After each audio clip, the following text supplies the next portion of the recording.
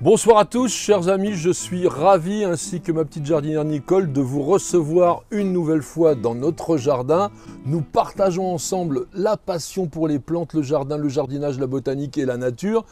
Et donc vous êtes au bon endroit, puisque News Jardin TV est la chaîne qui se passionne avec vous pour toutes ces choses formidables. Nous avons encore la chance de bénéficier d'une superbe arrière-saison. On voit quelques feuilles qui tombent des arbres. Et oui, l'automne est là, bien entendu. Et grâce à l'opiniâtreté, au talent, je dirais aussi, et puis au bon vouloir de ma petite femme Nicole, ma petite jardinière, eh bien ce jardin est encore suffisamment beau pour vous y recevoir. Elle est aussi derrière la caméra, comme d'habitude. C'est notre opératrice principale et je la remercie tout particulièrement. Et ce soir, nous vous accueillons pour le numéro 273 de cette émission journalière Le Quotidien du Jardin, notre émission fétiche qui vous est laissée à libre disposition. Mais n'oubliez pas, nous avons aussi quand même pour les passionnés le club News Jardin TV, le club. Le principe de l'émission, je vous le rappelle, vous le connaissez, mais il est important parce qu'il est original. Nous répondons chaque soir à l'une de vos questions et nous les sélectionnons soigneusement.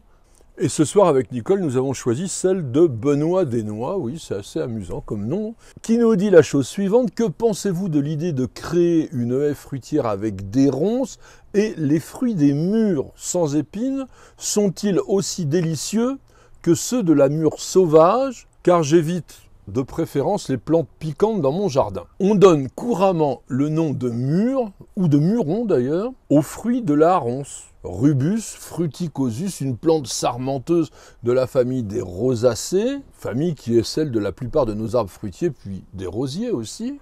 Mais on donne aussi le nom de mûre aux fruits du mûrier noir, le Morus nigra, qui est un arbre très différent de la famille des moracées, celle dans laquelle on va trouver le figuier. Ficus. Notre internaute ayant clairement évoqué la ronce, c'est à cette plante que nous allons consacrer l'ensemble de cette émission d'aujourd'hui. Et nous commencerons pour cette évocation par les mots magnifiques de Victor Hugo, qu'il a écrit dans Les Misérables. Les ronces étaient montées vers les arbres, la plante avait grimpé, la branche avait fléchi, ce qui rampe sur la terre avait été trouvé ce qui s'épanouit dans l'air, ce qui flotte au vent s'était penché vers ce qui traîne dans la mousse. Troncs, rameaux, feuilles, fibres, touffes, vrilles, sarments, épines s'étaient mêlés, traversés, mariés, confondus. Eh bien ça, si c'est pas une belle description d'un roncier. Alors je vous entends déjà le dire, oui, le genre Rubus a bien été créé par monsieur Carl von Linné en 1753. C'est un genre très large, puisqu'il y a 1878 taxons répertoriés par la nomenclature botanique internationale, mais aussi un genre extrêmement complexe dans lequel les systématiciens se perdent complètement et ils ont du mal vraiment à se mettre d'accord, surtout parce que ces plantes ont tendance à s'hybrider très facilement, et ceci de manière naturelle. Le mot rubus dérive du latin ruber, qui signifie rouge et qui est la couleur des fruits de nombreuses ronces, et en particulier la framboise. Le framboisier, c'est Rubus ideus. Rubus fruticosus, qui a été décrit et nommé par Linné en 1753, est un nom botanique que l'on attribue couramment à la ronce ou roncier sauvage européen. Mais ce nom est considéré comme ambigu par les taxonomistes d'aujourd'hui parce qu'il semble que le grand naturaliste suédois se soit basé sur des échantillons de plantes qui sont considérées aujourd'hui comme des espèces distinctes, même si elles sont très proches, Rubus plicatus et Rubus ulmifolius, et l'aspect du fruit, on va dire, est quasiment identique. La situation est tellement complexe que parmi les plantes que l'on désigne aujourd'hui sous le nom de Rubus fruticosus, les scientifiques ont découvert pas moins de 375 micro-espèces très étroitement apparentées, toutes originaires d'Europe ou du nord-ouest de l'Afrique, voire de l'Asie occidentale, et même de l'Amérique du Nord et du sud. Il y en a partout de ces ronces. Pour plus de clarté dans l'émission, je vous propose que nous conservions le nom donné par Linné, donc à savoir Rubus fruticosus, et encore plus simplement le nom de ronce qui est connu de tous et qui désigne à la fois le fruit et la plante. Parce qu'il faut savoir qu'un roncier, c'est pas une plante de ronce, c'est un fourré impénétrable composé de plantes épineuses qui peuvent être des ronces ou d'autres. Et puis pour en finir avec la terminologie, rappelons que les veines de certains bois, comme celui du noyer, sont également appelées ronces, la ronce de noyer dont on fait de magnifiques meubles. Notre Rubus fruticosus porte plusieurs noms communs, plus ou moins désuets ou régionaux, que je vous cite quand même: aronce, catimuron, mûrier de renard, mûrier des haies, mûrier sauvage, muroisier, renverse panier, ronce commune bien sûr, ronce des bois, ronce ligneuse ou roumias. Notre ronce est une vivace ligneuse dont les tiges sarmenteuses, angulaires, elles sont pas rondes, peuvent mesurer jusqu'à 6 mètres de long, voire plus même, et avec une végétation généralement bisannuelle. Ces longues tiges sont pourvues d'aiguillons courts, recourbés, très acérés, et on dit bien le mot aiguillon parce qu'ils sont issus de poils épidermiques qui se lignifient. Tandis qu'une épine, c'est une excroissance ligneuse qui provient des tissus profonds de la tige.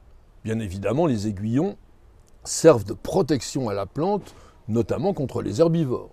Et ça m'invite à vous citer de nouveau un grand auteur, à savoir René-Louis Castel, qui était un poète et naturaliste français du XVIIIe siècle, qui a écrit La ronce aux traits aigus comme un garde fidèle, dans différents quartiers se porte en sentinelle, détourne avec ses dards l'approche d'un troupeau, et des arbres naissants protège le berceau. C'est exactement ça la ronce. Parce que les pousses de l'année qu'on appelle les primocanes ont d'abord un port dressé avant de se recourber. Elles portent des feuilles alternes, palmées, composées de 5 à 7 folioles qui sont légèrement dentées et pointues, on dit acuminées en langage botanique, elles sont effilées vers l'extrémité. Quant au pétiole, il est épineux et il porte sur les côtés 2 appendices étroits qu'on appelle les stipules, comme les feuilles des rosiers par exemple. Les tiges sont d'abord vertes, puis elles évoluent au rouge violacé lorsque leurs parties sont bien exposées au soleil. Et ceci, c'est dû à la présence d'anthocyanes, qui sont des pigments qui absorbent les rayons ultraviolets, ce qui protège l'ADN et les composants cellulaires d'une oxydation que provoquerait la lumière. Les fleurs qui sont réunies en bouquets par 20 à 30 apparaissent la 2e année, sur des pousses axillaires latérales, donc, qu'on appelle les floricanes. Et là, elles ont des feuilles plus petites qui sont composées seulement de 3 ou 5 folioles. Et ce sont ces floricanes qui fructifient et qui vont mourir après la fructification. Les fleurs blanches, blanc-rosé parfois, mesurent environ 2 à 3 cm de diamètre. Elles sont tout à fait caractéristiques de la famille des rosacées, avec 5 sépales, 5 pétales. Et leur pollinisation est assurée par des insectes. Les fleurs de ronce sont extrêmement mellifères. Une fois la pollinisation réussie, eh bien, on va avoir des fruits qui mesurent de 1 à 3 cm de diamètre chez les plantes sauvages, qui sont d'abord rouges, avant de passer au bleu-noir à maturité, cette maturité ayant lieu courant septembre. Tout le monde sait que la rentrée des classes, c'est aussi la période des mûres. Pour les botanistes, ces fruits sont des fruits composés, qu'on appelle des polydrupes, c'est-à-dire plein de petites drupes, qu'on appelle des drupéoles, et chacune contient un noyau qui protège une graine. On pourrait confondre la mûre avec une framboise. Je rappelle que le framboisier, c'est Rubus ideus, donc une plante très proche. Et il existe même d'ailleurs des variétés de framboises avec des fruits rouges très sombres, presque noirs. Lorsque vous cueillez la mûre, le réceptacle floral, c'est-à-dire ce qui est sous le fruit, et qu'on appelle le tore, va accompagner le fruit. Tandis que lorsque vous cueillez une framboise, eh bien ce tore reste sur la plante et vous avez tous vu une framboise, la base du fruit est creuse. Une ronce est capable de produire des milliers de graines dont la propagation va être assurée par les oiseaux frugivores. Parce qu'ils ne digèrent pas la semence qui est protégée par son noyau. Elle traverse le tube digestif et elle va être relâchée dans la nature au milieu des fientes. Fort heureusement, il y a moins de 10% de ces graines qui vont germer et encore moins qui arriveront à maturité. Mais ça n'empêche que la ronce reste quand même une plante facilement conquérante. Le fruit de la ronce sauvage, donc la mûre, étant franchement délicieux, très aromatique, depuis le 19e siècle, lorsque l'on a compris comment on pouvait hybrider des plantes, eh bien les horticulteurs n'ont cessé de créer des croisements ou des sélections pour avoir des fruits plus gros et aussi des plantes moins épineuses et peut-être un peu moins grandes. Alors ça a commencé en 1883 aux États-Unis avec un hybride de mûre et de framboise qu'on appelle le Loganberry, parce qu'il a été développé à Santa Cruz en Californie par un juge qui était aussi horticulteur, américain bien sûr, James Harvey Logan. Et curieusement, cette plante est reconnue aujourd'hui au niveau de la nomenclature botanique internationale sous le nom de Rubus loganobacchus, nom qui a été officialisé en 1923 à partir de la description du botaniste américain Liberty Hyde Bailey. Mais le Loganberry n'était pas très agréable au niveau de la qualité de son fruit, et il est remplacé aujourd'hui par ce que l'on appelle le Tayberry, qui est lui aussi un croisement entre notre Rubus fruticosus, donc la ronce, et le framboisier Rubus ideus. Ce croisement a été réalisé en Écosse, sachant que Tay est le nom du plus long fleuve écossais qui mesure environ 193 km. Et la plante a été commercialisée en 1979. Elle développe des cannes épineuses qui dépassent rarement 2 mètres de haut et elle produit un fruit qui est plus sucré, beaucoup plus gros et plus aromatique que celui du Loganberry. Sachez que le Tayberry est uniquement une plante de jardin parce que ces fruits qui sont d'une couleur rouge très foncée ne peuvent être récoltés qu'à la main. Donc ce n'est pas intéressant pour les producteurs. En revanche, un seul plant de Tayberry peut vous donner jusqu'à 8 à 10 kg de fruits. C'est énorme. Mais ce qui importait aussi les hybrideurs, c'était de trouver une ronce sans épines. La première variété a été créée en 1921, mais alors les baies étaient vraiment très peu savoureuses. Depuis les années 1990 et jusqu'à nos jours, les Américains ont énormément travaillé sur ces plantes et beaucoup de mûres sans épines ont été développées aux États-Unis avec des variétés qui sont extrêmement proches les unes des autres et qui se caractérisent par des tiges inermes, donc sans épines, de 2 à 3 mètres de long, de très gros fruits qui peuvent peser de 5 à 8 grammes, c'est au moins le double d'une ronce sauvage, plantes qui peuvent avoir une rusticité contestable chez certains cultivars qui résistent guère en dessous de -10, et on va trouver couramment en France Dirksen, Jumbo, Thornfree, Thornless et Triple Crown. Ce sont des variétés, comme je vous disais, qui sont extrêmement proches les unes des autres, donc ce n'est pas la peine d'essayer de chercher la variété spécifique. La question de notre internaute était aussi sur le goût. Franchement, la saveur de la mûre sauvage reste incomparable. La facilité de culture, le fait de ne pas avoir d'épines, peut nous entraîner à choisir un petit peu ces variétés américaines. Revenons à notre ronce sauvage qui présente une impressionnante rapidité de croissance et surtout une très très grande faculté à se marcoter naturellement.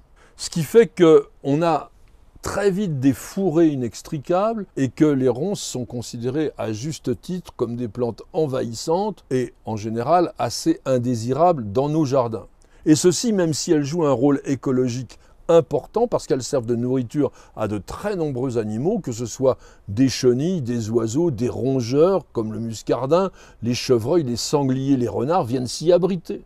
Et puis nous terminerons par un petit clin d'œil historique, à savoir que les Grecs anciens appelaient la mûre le sang des titans, parce qu'ils croyaient qu'elle était née du sang que répandirent ces géants au cours de la lutte qu'ils eurent à effectuer avec les dieux de l'Olympe. Et puis mon dernier mot sera pour Blaise Sandard qui dans Moravagine a écrit « Les ronces couvrent le chemin de l'amitié lorsqu'on n'y passe pas souvent ». Merci à tous et à chacun de nous avoir suivis. J'espère que cette évocation d'une plante sauvage, souvent détestée, mais délectable, vous aura intéressé. Vous avez vu qu'il y a des variétés que l'on peut accueillir au jardin et qui, elles, ne sont pas envahissantes. En tous les cas, merci, remercie et encore merci de nous poser toutes ces questions. Elles sont diverses, elles sont variées et grâce à elles, et bien sûr aussi un peu à mes réponses, nous constituons ensemble de jour en jour une véritable encyclopédie des plantes et du jardin en vidéo. Madame, monsieur, je vous souhaite de passer une excellente soirée et je vous donne rendez-vous dès demain pour de nouvelles aventures jardinières et bien sûr pour un nouveau numéro de notre émission journalière Le Quotidien du Jardin. C'est sur News Jardin TV et nulle part ailleurs.